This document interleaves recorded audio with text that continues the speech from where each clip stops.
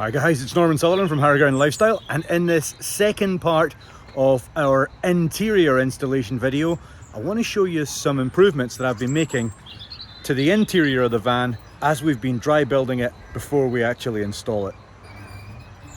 Should be of interest. You'll remember that we went with a U-shape interior installation, and how in the last video I said it's great, it really works for us.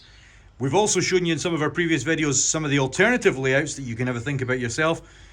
But I also highlighted that one of the challenges with a U-shape interior layout is the limited amount of accessible space you have and how you really need to maximize that. So have a look at some of the other things that I've done to help improve on things. In part one of this video, I showed you how I have modified the accessible drawer under the side seating area.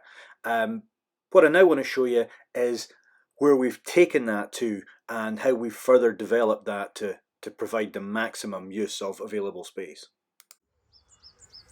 So here we've got the completed drawer for the van furniture unit, which I have modified and adapted to make maximum use of this accessible space in the U-shaped conversion. So what have I done?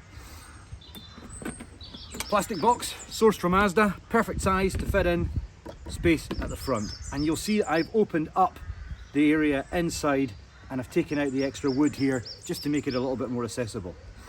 That plastic box is sitting on metal rails. They were just left over from a kitchen build that I did a couple of years ago, and that fits in there lovely, and that is where we'll carry non-refrigerated foodstuffs. It also means when we're packing up for the weekend, we can just put our foodstuff in there and then drop it in the camper when we arrive.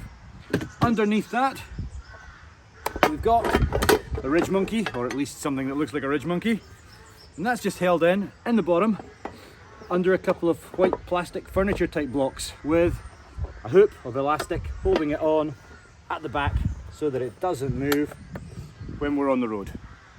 Plates, I'm really happy with the way these have come together. I've cut a channel in the outside of the wood, and the larger plates sit in that and the smaller ones sit behind them, and they're all held in place with just elastic, keeping it simple. And what that means is the plates will not rattle about when they're in use, but they slide in and slide out really easily. And I've really impressed myself with how well that actually works. Then in the back, we've got our cooking pots. So they're held in place with one of these proprietary plastic type clips and a metal extrusion. It just pushes things down, about £7 or £8, really worth the money. And we've got our additional set of cooking pans and our larger bowls, as well as some glasses and chopping blocks. So that all comes together really nicely, makes best use of the space, and as I say, it means when we're driving along, there's no rattling, and it's also nice and easy to pack away. I'm really happy with the way that's turned out. I've also significantly improved on the accessible storage under the cooker in this latest iteration of the build. I switched the original fold down cabinet for a sliding drawer, and into that I fitted a ready-made unit which I happened to buy from IKEA. I think it was about £11 or £12. I've used some ball bearing sliders that I purchased from a local DIY hardware store, and that gives me again some really great and useful accessible space that I can get to. So another really nice but simple improvement, and I'm going to share this one with van furniture as well, because I think this is one that just could really be a good and useful potential additional extra for them to offer. I've also been having a bit of fun with this cabinet on the side. So although it's at ground level here, sitting in my garage, in use this will be accessible from outside the near side sliding door. So my original thinking was to use this for things like boots and shoes that we might use outside, so we could put them inside before we come into the van ourselves. But it's a relatively small space and it sits beside the sliding drawer. So I decided to have a bit more fun with it. So what we've done instead is we've turned it into a nice externally accessible drinks cabinet.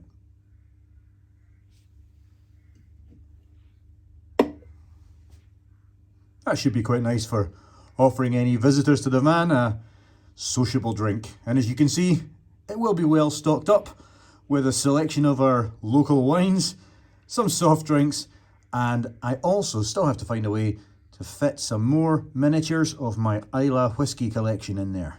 But I've got some plans for that as well. Also, there's a light that comes on in low light. It's not coming on just now because we're in the middle of the day. So that's my emergency external drinks cabinet. So buying the units from Van Furniture has allowed me to do exactly what I wanted to do, which is to spend my time, rather than building units, on modifying them so that they become exactly what I needed. And I'm really happy with the way things are coming together. I hope some of these tips are useful for you. If you're enjoying them, please do like and follow the channel for lots of videos on my van conversion.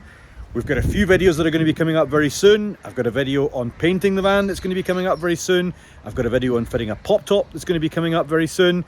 And a couple of other videos just as we start to install the interior in the van itself and we show the whole thing coming to a conclusion. So really, if you get the chance, guys, would appreciate it. Please like and please follow the channel, and stay tuned for some more great T5 conversion videos and some more fun stuff that a fat 50-year-old Scotsman gets up to when he's got too much time in his hands.